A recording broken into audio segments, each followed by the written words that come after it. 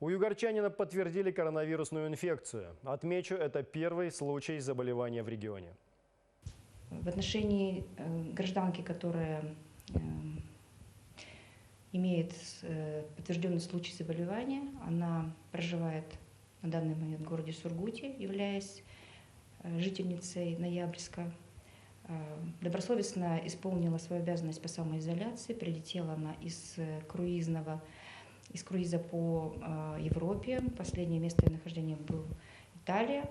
Сразу по приезду она проинформировала структуры Роспотребнадзора, медицинскую организацию, была обследована, находилась в изоляции в единственном числе в своей квартире, была под меднаблюдением врачей все это время, и по получению результата была госпитализирована в бокс Сургутской окружной клинической больницы, где продолжает находиться до сих пор.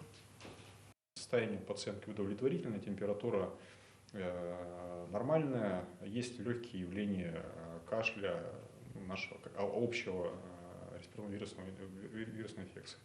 Опасности для здоровья пациентки нет. Хотелось бы жителей Югры нацелить на то, что необходимо проявлять именно такую гражданскую ответственность в этот сложный период, в котором находятся практически все государства, и исполнять все те предписания, рекомендации, инструкции, которые нам оперативно доводит Роспотребнадзор.